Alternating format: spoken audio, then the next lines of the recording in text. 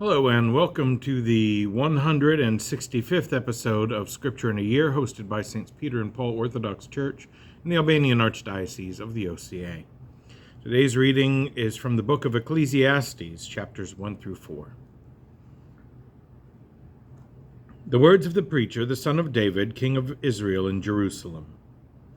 Vanity of vanities, says the preacher, vanity of vanities, all is vanity.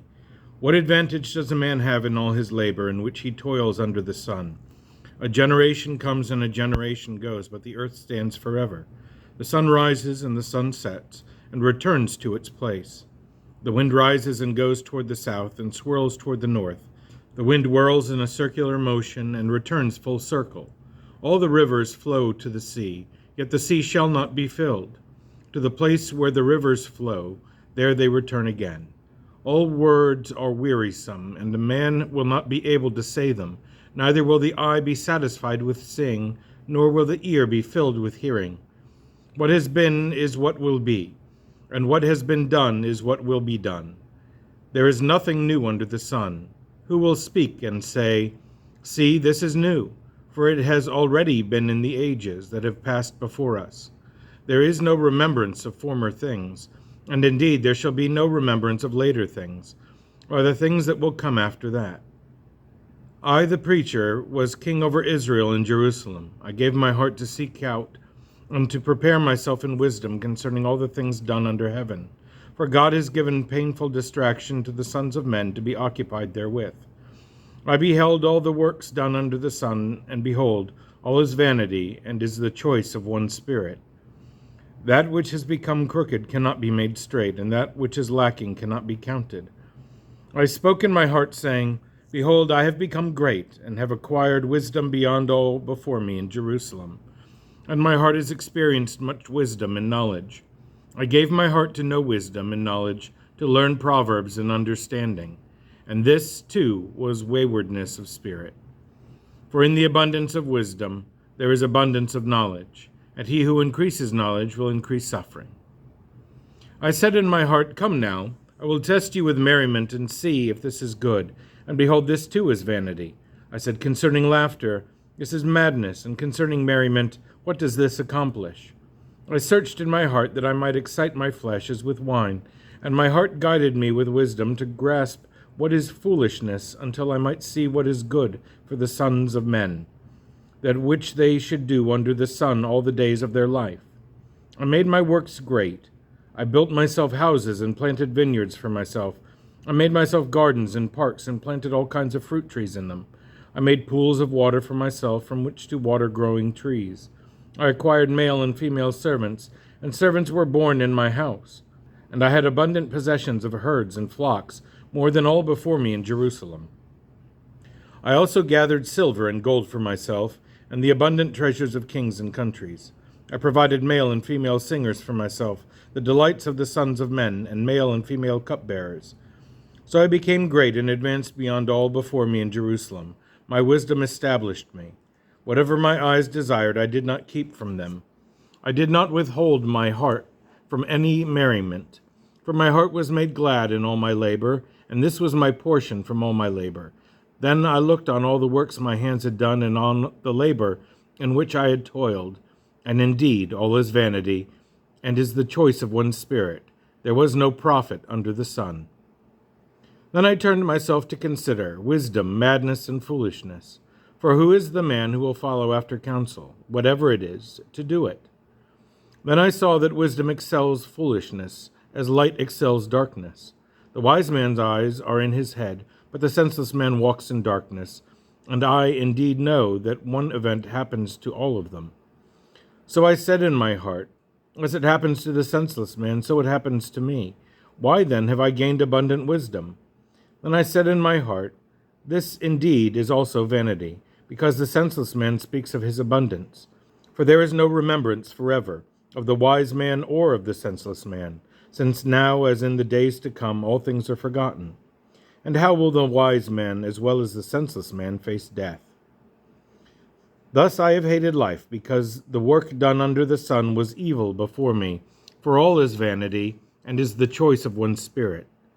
Then I hated all my labor in which I toiled under the sun, for I must leave it to the man who comes after me. For who knows whether he shall be a wise man or a senseless man? Yet he will have authority over all my labor in which I toiled, and wherein I grew wise under the sun. Indeed, this is also vanity. So I turned my heart and despaired of all the labor wherein I toiled under the sun. For there is a man whose labor is with wisdom, knowledge, and courage, yet this man shall give his portion to one who has not labored therein. This also is vanity and a great evil. For what does a man have for all his labor and his purpose of heart, wherein he labors under the sun? For all his days are sorrowful, and the distraction of life is his. For even in the night his heart takes no rest. This also is vanity. There is nothing better for a man than that he should eat and drink, and that his soul should enjoy good in his labor. This also I saw was from the hand of God. For who will eat or who will drink without him? And he gives wisdom, knowledge, and gladness to a man who is good in his sight.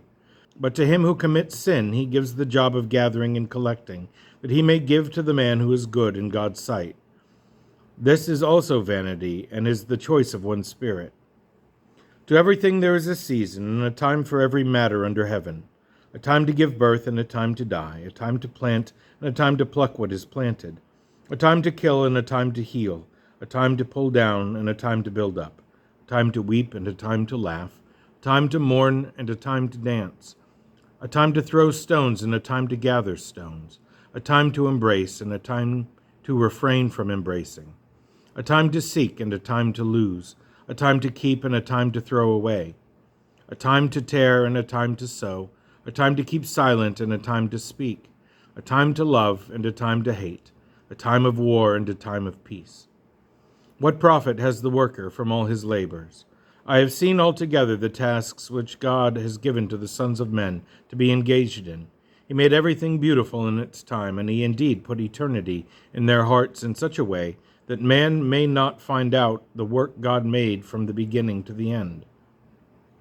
I know there is nothing better for them than to rejoice and to do good in their lives. Indeed, every man should eat and drink and experience the good in all his labor. This is God's gift to him. I know that whatever things God does, they shall be forever. Nothing can be added to or taken away from these things, for God did them that men would fear before him. What has already been, and what is to be, has already been, and God will require an account of what is past. Moreover, I saw under the sun the place of judgment. The ungodly man was there. I also saw the place of the righteous man. The ungodly man was not there. I said in my heart, God will judge both the righteous man and the ungodly man, for there is a time for every action and every work. I said in my heart, concerning the speech of the sons of men, God will judge them so as to show them that indeed they are themselves like animals. For what happens to the sons of men also happens to animals. One thing befalls them, as is the death of one, so also is the death of the other, and there is one breath to all. So what advantage does a man have over an animal? For all things are vanity.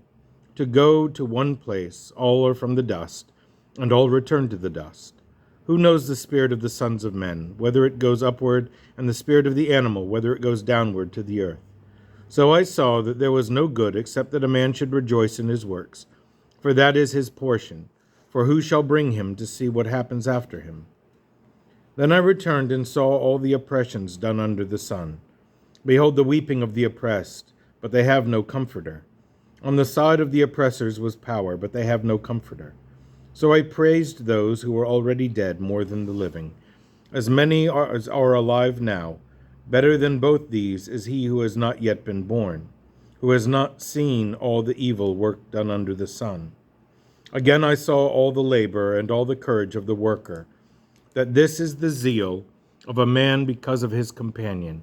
This is also vanity, and is the choice of one's spirit.